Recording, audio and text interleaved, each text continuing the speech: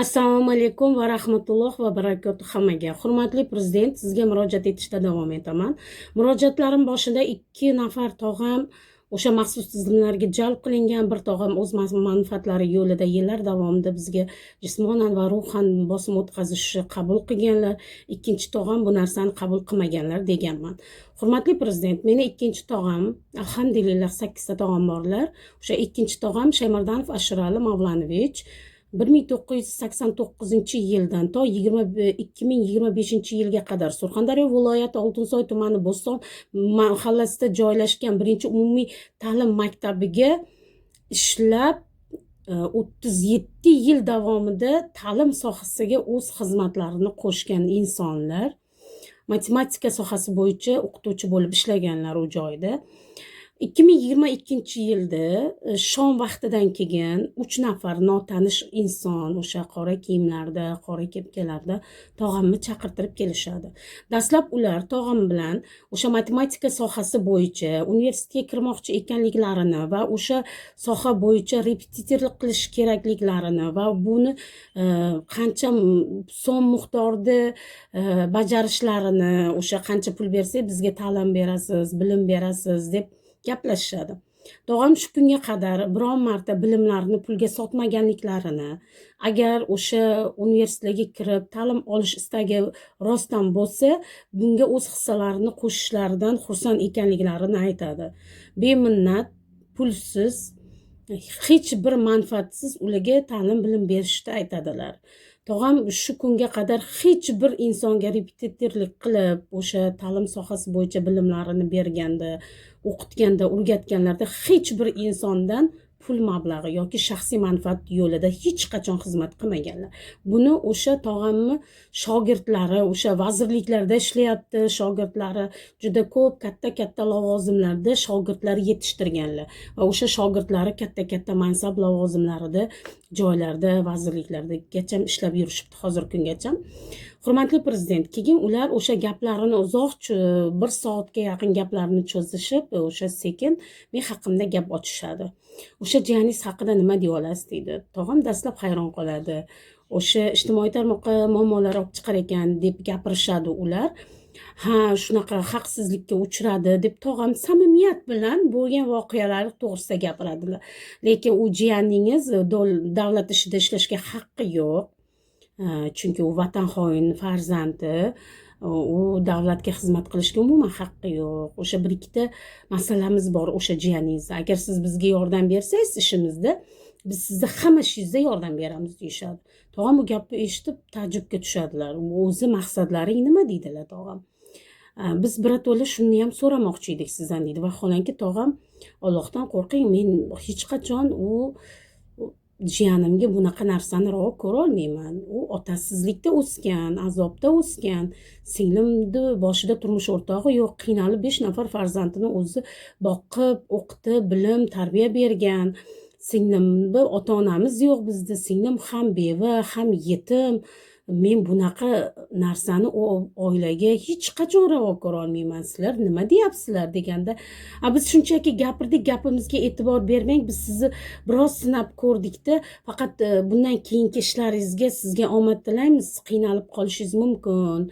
Bundan keyingi ishlaringizga faqat biz sizga yordam bermoqchi edik, biz sizga do'stona kelgandik deb gapirib ketishadilar. Tog'am biz bu narsaga dastlab tahdid qaraymiz, chunki o'sha vaqtlarda ishdan ketganman, tergovlar bo'lgan, tuhmatlar bo'lgan, shular tomonidan tahdid deb qabul qilganmiz o'sha vaqtda biz.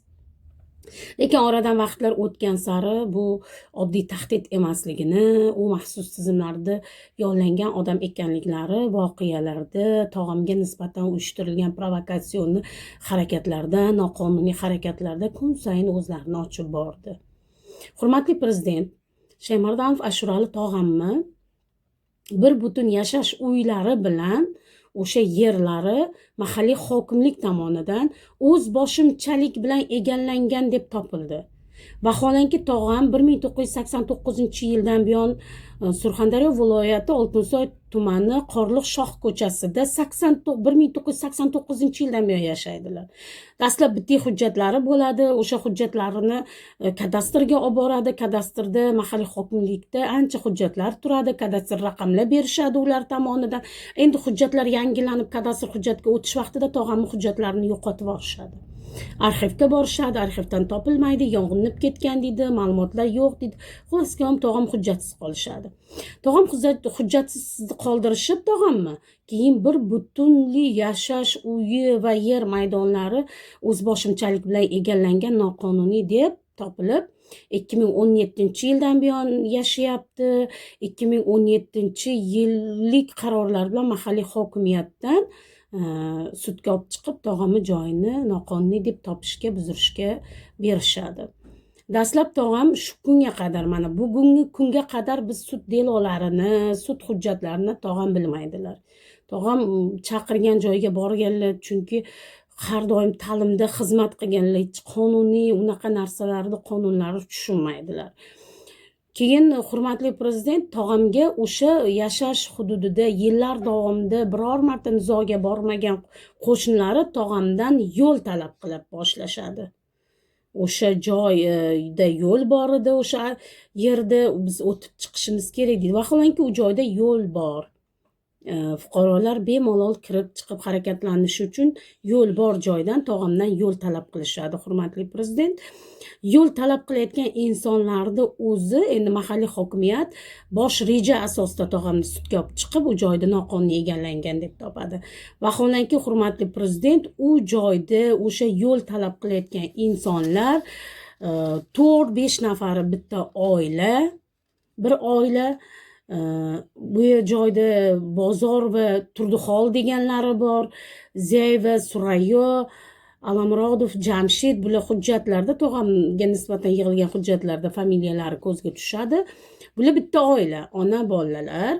Hamzayeva Bibi Rajab degan ayol o'sha bosh rejani, o'sha gen plan bo'yicha bosh rejani tushadigan yo'lini ustida uyi bor. Ayol Rashidov Samandar deganlari bor. Ular o'sha uyini, doimiy yashash uyini tepa qismini, o'sha yuqori qismini o'zboshimchalik bilan egallab olganlar. Quvonov Yusuf aka deganlari bor. Ular ham o'zboshimchalik bilan yer egallagan insonlar. Xolmatov Hamidullo, ular ham noqonuniy yer egallab qurish qilayotgan insonlar.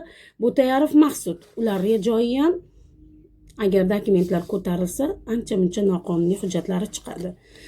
Tizim, mahalliy hokimlik, bu yerda shaxsiy manfaatdorliklar bor, manfaatlar to'qnashuvi bor. Bu odamlarni, manfaatdor odamlarni topib, o'sha yerga tog'amni ustidan murojaat qilishga ko'ndirishadi. Bularni ko'ngani, bularni hujjatlarga imzo qo'ygani yagona sababi bularda o'zi noqonuniy yerlarda egallagan insonlar.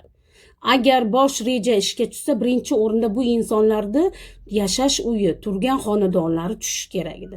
Nimagadir Surxondaryo viloyati Oltinsoy tumani mahalliy hokimligi faqat bosh rejani Shaymardanov Ashurali tog'amga nisbatan qo'lladi va bu odamlarni tog'amni sudga olib chiqib yashab kelayotgan 37 yillik doimiy yashab kelayotgan xonadonni noqonuniy deb toptirib, mana bu yuqorida aytib o'tgan ismlari, familiyalari aytib o'tgan insonlarni joylari nimagadir hujjat qilib berildi.